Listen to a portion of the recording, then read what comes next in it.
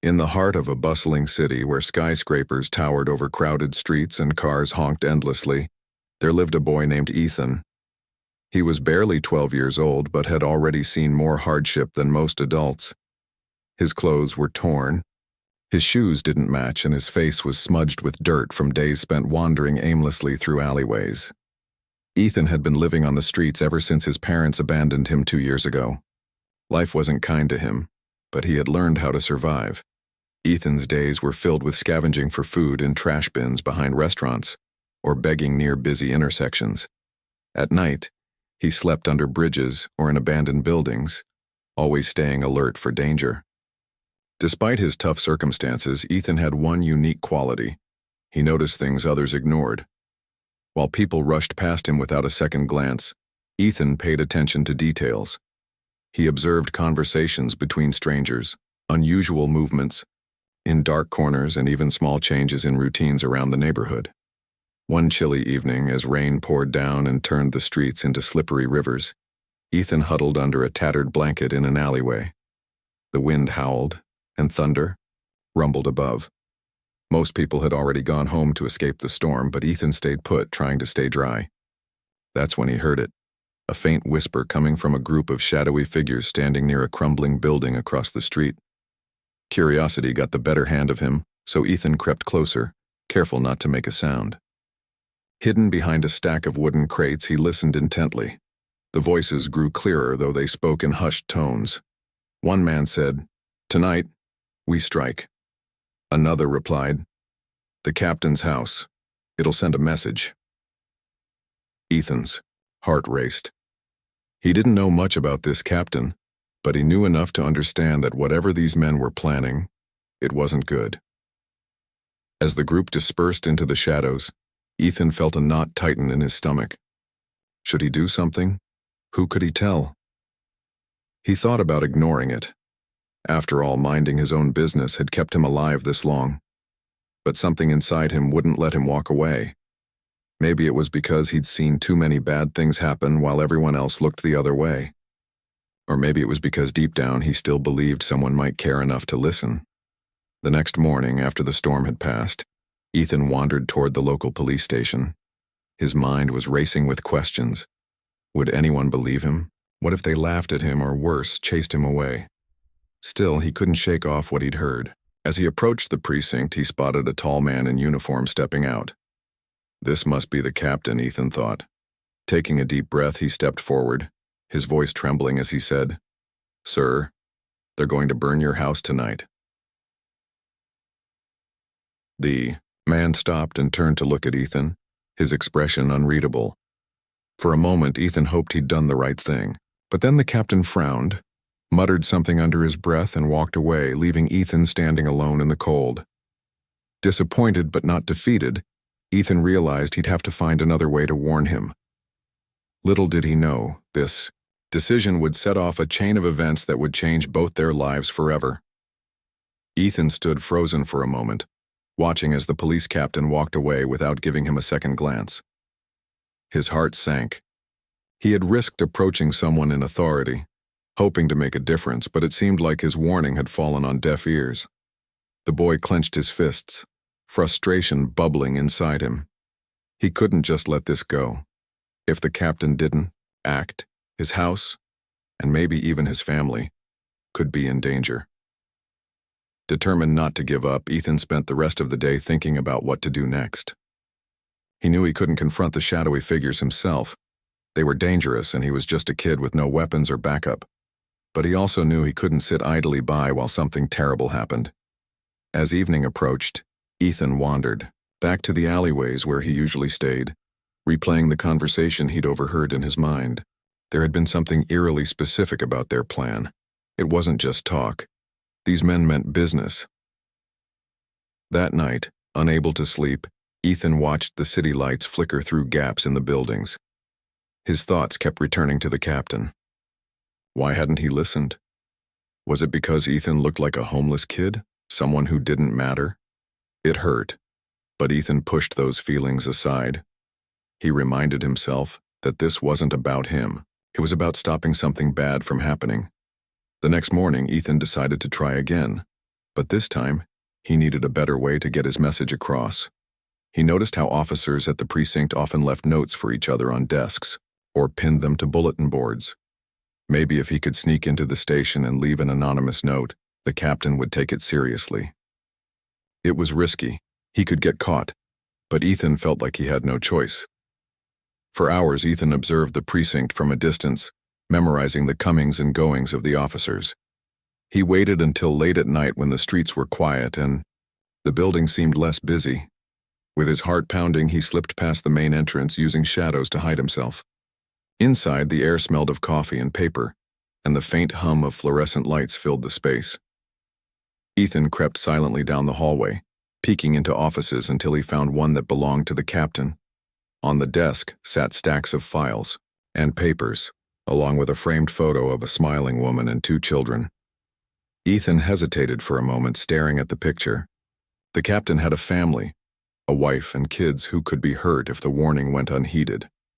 This realization made Ethan's resolve stronger than ever. Quickly, he grabbed a scrap of paper and a pen lying nearby and scribbled down everything. He'd heard, "Tonight your house is targeted, they will burn it, please believe me." He folded the note neatly and placed it right in the center of the desk, making sure it wouldn't be missed.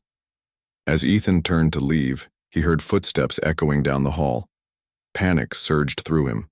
Without thinking, he ducked under the desk, holding his breath as an officer entered the room. The man flipped through some files, muttered something under his breath, and then left.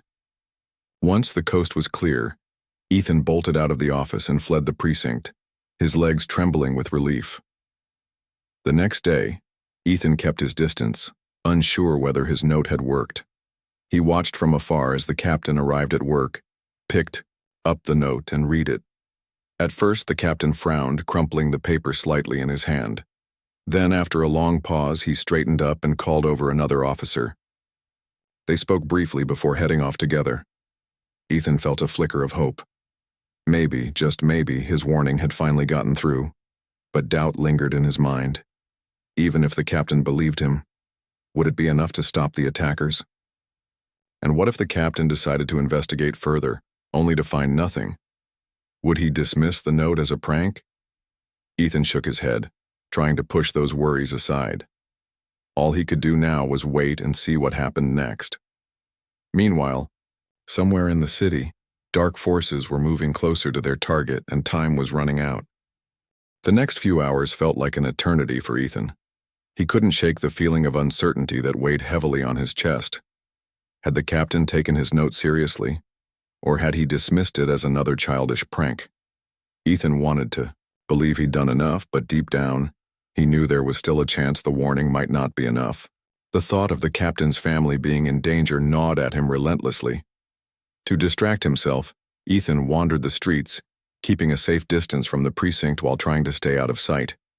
His mind raced with possibilities. What if the shadowy figures carried out their plan tonight? Would anyone even know it was him who tried to stop it?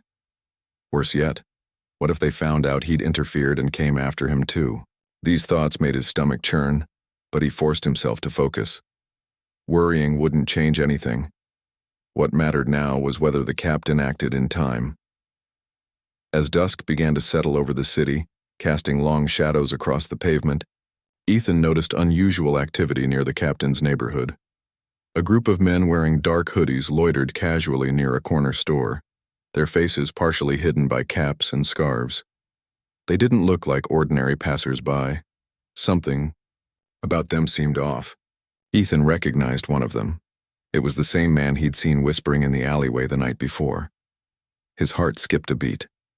They were here. And they weren't just planning anymore. They were ready to strike. Ethan's first instinct was to run and warn the captain immediately. But how? He couldn't exactly march up to the house or call attention to himself without risking exposure. Instead, he decided to stick close, observing their movements carefully. From a safe distance, he watched as the men loaded jerry cans into a van parked nearby. The metallic glint of gasoline reflected under the dim streetlights. There was no mistaking their intentions now. They were preparing to burn the captain's house down. Ethan's hands trembled as he pulled out an old payphone he'd spotted earlier. He didn't have money for a call, but he remembered seeing posters around town advertising emergency hotlines. With shaking fingers, he dialed the number, listed for the police department's tip line. When the operator answered, Ethan lowered his voice, disguising it as best he could. "There's going to be a fire," he said quickly. "A house in the suburbs. Men with gas cans, please hurry." The operator asked questions. "Where exactly? Who are you?" But Ethan hung up before giving away too much information. He couldn't risk being traced. As soon as the call ended, he slipped back into the shadows, his pulse racing. Now all he could do was wait and hope the police would arrive in time. Meanwhile, Captain Marcus Hale sat at his desk, staring at the crumpled note Ethan had left behind. Something about it bothered him. The details were vague, but the urgency was undeniable. Could it really be a prank? Or was there truth to it? After debating with himself for hours, he finally decided to act. He sent 2 undercover officers to patrol his neighborhood discreetly, instructing them to look for anything suspicious. It wasn't long before the officers radioed back. "Captain, we've got eyes on a group of individuals matching the description from your report. They're carrying containers, looks like fuel." Hearing this, Captain Hale's blood ran cold. Whoever had warned him wasn't joking. Grabbing his coat, he rushed out of the precinct, calling for backup as he sped toward his home. By the time he arrived, the scene was tense. Undercover officers had already surrounded the van, catching the men off guard. One of them dropped a lighter as they scrambled to flee, revealing their true intent. The captain stepped forward, his expression grim but relieved. Thanks to the anonymous tip and his own decision to investigate, he had narrowly avoided disaster. His wife and children, who had been inside the house, were safe. For now. Unbeknownst to everyone, Ethan watched from afar, hidden behind a row of bushes. Relief washed over him as he saw the police arrest the men and confiscate the gas cans. He had done it. He had stopped them. But as he turned to leave, a new worry crept into his mind. Someone had tipped off the police, and sooner or later they'd want to know who. Would they trace it back to him? And if they did, what would happen then? The arrests were made swiftly, and the captain's house was saved just in time. But as the chaos settled, Captain Marcus Hale couldn't shake the feeling that there was more to this story. Who had tipped him off? The note on his desk, the mysterious phone call, both had been crucial in stopping the attack. Someone had gone out of their way to protect his family, and he needed to know who. Curiosity turned into determination as Captain Hale began piecing together the events leading up to the foiled arson attempt. He reviewed security footage from outside the precinct, searching for any clues about who might have left the note. It didn't take long before he spotted something unusual, a small figure sneaking through the building late at night. The camera angle wasn't perfect, but it was clear enough. A boy, no older than 12, moving cautiously down the hallway. His face was partially obscured, but something about him seemed familiar. Captain Hale replayed the footage several times, studying every detail. Then it hit him. The boy looked like the same one who had approached him days earlier on the street. The memory came rushing back, the tattered clothes, the dirt-smudged cheeks, the desperate plea. "They're going to burn your house tonight." At the time, he'd brushed it off, assuming it was nonsense. Now he realized the boy had been telling the truth all along. Determined to find him, Captain Hale started asking around the neighborhood. Word spread quickly among the locals about the homeless boy who often lingered near the precinct or scavenged for food in nearby alleys. One shopkeeper mentioned seeing him recently near the corner store where the suspects had been caught. Another recalled how the boy always seemed to notice things others missed, like when someone suspicious entered the area. With these leads, Captain Hale tracked Ethan down sooner than expected. He found the boy huddled under an overpass, wrapped in a thin blanket to ward off the evening chill. Ethan's eyes widened with fear when he saw the captain approaching. For a moment, he thought he'd be arrested, or worse, blamed for interfering. But instead, Captain Hale knelt beside him, his tone calm and steady. "I need to talk to you," the captain said. "You warned me about what happened last night, didn't you?" Ethan hesitated, unsure whether to trust him. After years of living on the streets, he'd learned not to let his guard down easily. But something in the captain's voice, earnest and grateful, made him reconsider. Slowly, Ethan nodded. I heard them talking, he admitted softly. In an alleyway. They said they were going to burn your house. Captain Hale listened intently as Ethan recounted everything, from overhearing the plan to leaving the anonymous note and making the emergency call. The boy spoke quietly, almost as if he feared being scolded for getting involved. But instead of anger, the captain felt admiration. Here was a child who, despite having nothing, had risked everything to save a stranger's life. Why did you do it? The captain asked finally. You didn't owe me anything. Ethan shrugged, avoiding eye contact. Because nobody deserves that. Not even you. The simplicity of his answer struck a chord with Captain Hale. In a world filled with greed and selfishness, this boy had shown incredible courage and selflessness. It was a humbling reminder of what truly mattered. Before leaving, the captain extended an invitation. Come with me, he said gently. You can't stay here. Let me help you. For a moment, Ethan looked skeptical. Was this some kind of trick? Could he really trust the man whose life he'd saved? But exhaustion, and perhaps a flicker of hope, overcame his doubts. With a deep breath, he stood up and followed the captain, unsure of what lay ahead but willing to take the first step toward a new beginning. Ethan followed Captain Hale cautiously, his steps hesitant as they walked toward the man's car. Every fiber of his being screamed to run, to stick to what he knew. Life on the streets was hard, but at least it was predictable. Yet something about the captain's calm demeanor and genuine gratitude made him pause. For the first time in years, Ethan allowed himself to entertain the idea that maybe, just maybe, things could be different. The ride to the captain's house was quiet, save for the hum of the engine and the occasional sound of tires rolling over uneven pavement. Ethan stared out the window, watching the city blur past. He had seen houses like these before from afar, never up close. The homes here were tidy, with manicured lawns and warm lights glowing through windows. It felt like another world, one he didn't belong to. When they finally pulled into the driveway of a modest two-story home, Ethan hesitated before stepping out of the car.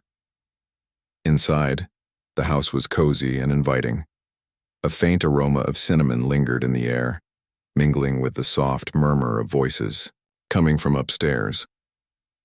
Captain Hale introduced Ethan to his wife Sarah and their two children, Lily and Jake.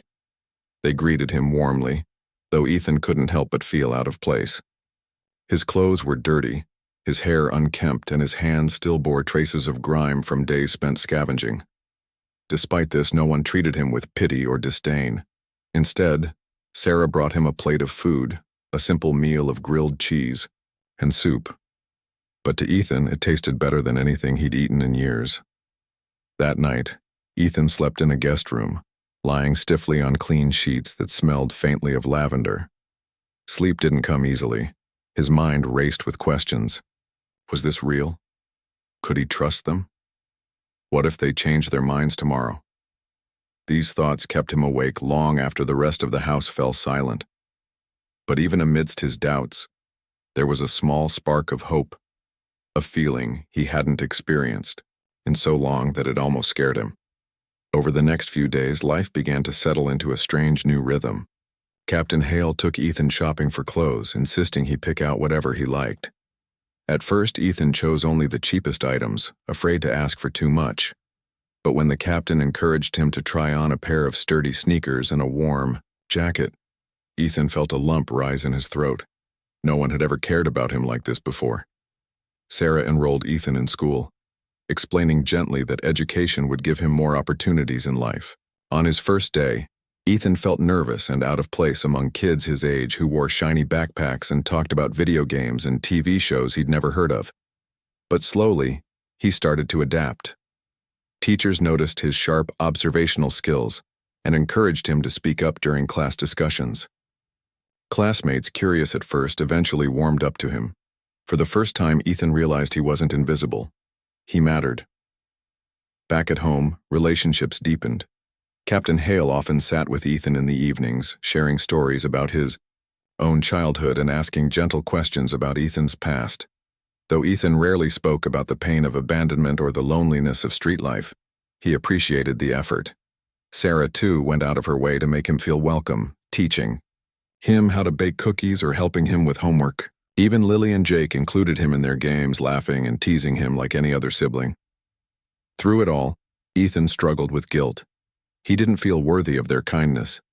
Who was he to deserve such love and care after years of surviving alone? Yet every kind word, every shared meal chipped away at the walls he'd built around himself. Slowly, he began to believe that perhaps he deserved happiness after all. One evening, as they sat together in the living room, Captain Hale looked at Ethan thoughtfully. "You've been through a lot," he said, "but you're safe now. This is your home, for as long as you want it to be." Tears welled up in Ethan's eyes, but he blinked them away quickly, embarrassed. For the first time in years, he felt like he belonged somewhere. And though challenges lay ahead, he knew he wouldn't have to face them alone. Life with the Hales became a turning point for Ethan, but it wasn't without its challenges. The scars of his past ran deep, and adjusting to a structured life wasn't easy. At first, he struggled with simple routines, waking up on time, sitting through classes, or even eating meals at a table instead of rushing in alleys. There were nights when nightmares jolted him awake, memories of cold streets and hunger haunting him. But every time he felt overwhelmed, Captain Hale and his family were there, patiently guiding him through. One evening, as they sat together, after dinner, Captain Hale decided it was time for Ethan to open up about his past. "You don't have to tell us everything," he said gently, "but sharing your story might help you heal." Ethan hesitated, his fingers nervously tracing the edge of the table. He had spent years burying those painful memories, afraid that talking about them would make him feel weak. But looking at the captain's kind face, and seeing how much effort the family had put into making him feel safe, he finally spoke. In halting sentences, Ethan revealed the truth. His parents hadn't just abandoned him. They had ignored him for years before leaving him on the streets. His father drank too much, his mother worked long hours, and neither seemed to care what happened to their son. When money got tight, they left town one night without a word, leaving Ethan behind. For weeks, he waited, hoping they'd return. When they didn't, he learned to fend for himself, scavenging food and finding shelter wherever he could. The room fell silent as Ethan finished speaking. Tears glistened in Sarah's eyes, while Lily and Jake listened wide-eyed, unable to imagine such hardship. Captain Hale leaned forward, placing a reassuring hand on Ethan's shoulder. "None of that was your fault," he said firmly. "You deserve love and care no matter what happened before." Determined to help Ethan rebuild his confidence, Captain Hale enrolled him in counseling sessions with a therapist who specialized in helping children recover from trauma. At first, Ethan resisted, convinced that talking wouldn't change anything. But over time, he began to see the value in opening up. The therapist helped him process his emotions and taught him coping, strategies for dealing with anxiety and fear. Slowly, Ethan started to let go of some of the anger and sadness that had weighed him down for so long. Meanwhile, Ethan continued to thrive at school. Teachers noticed his natural curiosity and sharp mind, especially in subjects like history and science. With encouragement from the Hales, he joined the debate club, where his ability to observe details gave him an edge. For the first time, he realized he had talents worth nurturing. Friends began inviting him to birthday parties and weekend outings, experiences he never thought possible. Each small victory brought him closer to believing in himself. But life wasn't entirely smooth sailing. News of the thwarted arson attempt spread quickly, and remnants of the criminal syndicate still lurked in the shadows. Threats began arriving anonymously. Letters slipped under the door, menacing phone calls late at night. Captain Hale assured Ethan that these people wouldn't harm them, but Ethan couldn't shake the fear. What if they came after him again? What if the Hales got hurt because of him? When the threats escalated, Captain Hale made the difficult decision to temporarily relocate the family to a safe house. It was a tense period, Everyone stayed indoors most of the time, relying on updates from law enforcement. During this time, Ethan and Captain Hale grew even closer. They spent hours strategizing ways to gather evidence against the remaining gang members, using Ethan's street smarts and observational skills to identify key players. Together, they worked tirelessly, determined to bring justice not only for themselves but also for others who had suffered at the hands of the syndicate. Their efforts paid off. With Ethan's insights and Captain Hale's leadership, the police dismantled the organization piece by piece. Arrests were made, weapons confiscated, and illegal operations shut down. The final blow came when authorities uncovered documents linking the syndicate to multiple crimes across the city. As news of their downfall broke, relief swept through the community. Returning home felt like a fresh start for everyone. Ethan stood outside the house, taking in the familiar sight of the porch lights glowing warmly against the evening sky. He turned to Captain Hale, gratitude shining in his eyes. "Thank you," he said simply, "for everything." Captain Hale smiled, ruffling Ethan's hair affectionately. "This is just the beginning," he replied. "Your future is yours to shape now." Ethan nodded, feeling a sense of purpose he'd never known before. For the first time, he believed that no matter what challenges lay ahead, he had the strength and the support to face them head-on. As the months passed, Ethan's life transformed in ways he could never have imagined. Living with the Hales gave him stability, love, and a sense of belonging that had been missing for so long. But it wasn't just about having a roof over his head or food on the table. It was about discovering who he truly was and what he could become. With their unwavering support, Ethan began to dream again. Dreams of a future where he wasn't defined by his past, but shaped by the choices he made.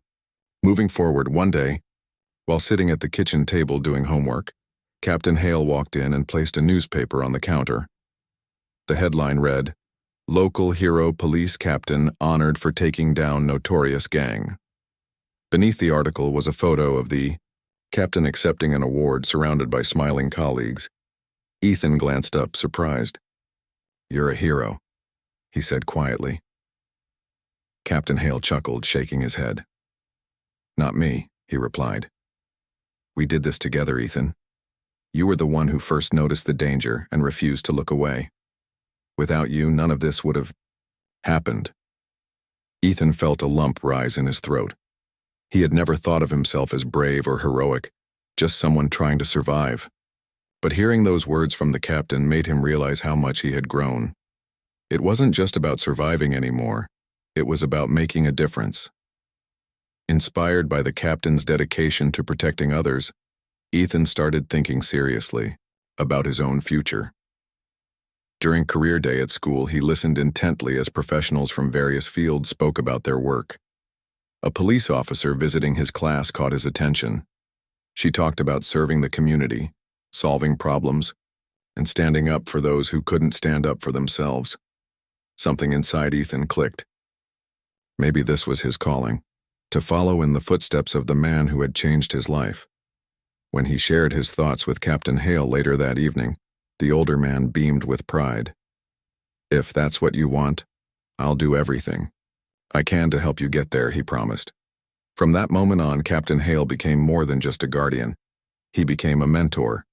They spent weekends practicing physical fitness routines, studying law enforcement procedures, and discussing ethics and responsibility. Ethan soaked up every lesson, determined to prove himself worthy of such trust. But challenges still loomed. Remnants of the criminal syndicate, though weakened, hadn't disappeared completely. Threats continued to trickle in, reminding them that revenge was never far behind. One night, as Ethan studied in his room, he heard raised voices downstairs. Rushing down, he found Captain Hale speaking urgently on the phone. "They're targeting someone else now," the captain explained after hanging up. "An informant who helped us crack the case. We need to move fast." Without hesitation, Ethan offered to help, though Captain Hale hesitated at first, worried.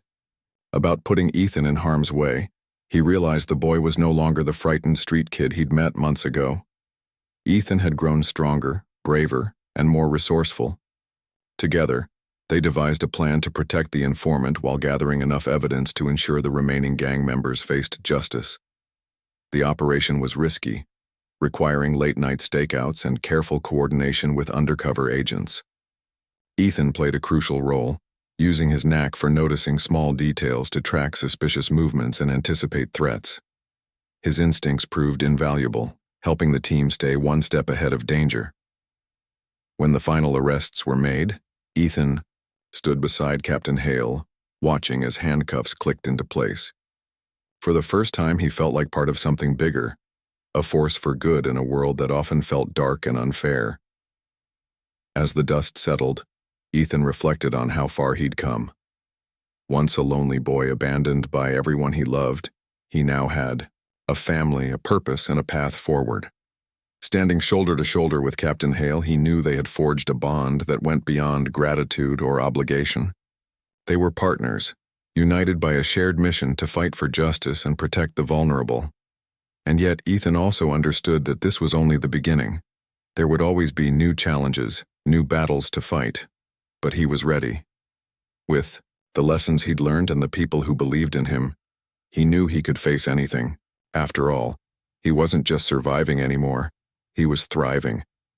Years flew by, and Ethan grew into a young man with determination etched into every step of his journey. The boy who once scavenged for scraps in alleyways now walked confidently through the halls of his high school, wearing a cap and gown. Graduation day had finally arrived, and Ethan couldn't help but feel a swell of pride as he stood on stage, accepting his diploma. His name echoed through the auditorium, met with cheers from Sarah, Lily, Jake, and most proudly of all, Captain Hale, who clapped so hard his hands turned red. Ethan's transformation hadn't been easy. There were moments when self-doubt crept in, when memories of his past threatened to pull him back. But each time the Hales reminded him of how far he'd come. They weren't just his family, they were his anchors, keeping him grounded and pushing him forward. And now, standing there in front of hundreds of people, Ethan felt like he was exactly where he was meant to be. After graduation, Ethan enrolled in a local community college, studying criminal justice. He knew it wouldn't be an overnight journey to becoming a police officer, but he was ready for the challenge. Captain Hale, now nearing retirement, took great joy in mentoring him. They spent countless evenings discussing ethics, strategy, and the importance of compassion in law enforcement. Being a cop isn't just about catching bad guys, the captain often said. It's about protecting those who can't protect themselves. It's about being the person you needed when you were younger. As Ethan progressed through his studies, he began volunteering at youth outreach programs, sharing his story with kids who reminded him of his younger self. He told them about the cold nights, the hunger, and the fear, but also about hope, resilience, and second chances. "You don't have to let your circumstances define you," he would say. "If I could change my life, so can you." His words resonated deeply with the children, many of whom saw him as proof that their struggles didn't have to dictate their futures. Meanwhile, Captain Hale decided it was time to hang up his badge. After decades of service, he felt content knowing he'd left the city safer than he'd found it, and that someone like Ethan was stepping up to carry the torch. On his last day at the precinct, officers gathered to celebrate his career, recounting stories of his bravery and leadership. When it was Ethan's turn to speak, he stepped forward, holding back tears. "Captain Hale didn't just save my life," Ethan began, his voice steady despite the emotion swelling inside him. "He gave me a purpose. He showed me that even after everything I'd been through, I could still make a difference. Because of him, I know what it means to truly care for others, and I'll spend the rest of my life trying to live up to the example he set." The room erupted in applause, and Captain Hale pulled Ethan into a tight hug. For both of them, it was a full-circle moment, a testament to how much they had changed each other's lives. In the years that followed, Ethan graduated from college and joined the police force, determined to honor the legacy of the man who had saved him. He quickly earned a reputation for his sharp instincts, empathy, and unwavering dedication. Whether patrolling neighborhoods or mentoring troubled teens, Ethan became a symbol of hope in the community. a reminder that kindness and courage could break cycles of despair. Captain Hale, now retired, watched with pride as Ethan rose through the ranks. Though he missed the action of police work, he found fulfillment in spending time with his family and supporting Ethan's journey. Together, they continued to fight for justice, not just as individuals, but as a team bound by trust, love, and shared purpose. Their story spread throughout the city, inspiring countless others. People talked about the homeless boy who warned a police captain and ended up changing both their lives forever. It was a tale of redemption, resilience, and the power of human connection, a reminder that even in the darkest corners of life, light could emerge if someone dared to care. And for Ethan, every step of his new life served as proof of one simple truth. No matter where you start, you always have the power to rewrite your story.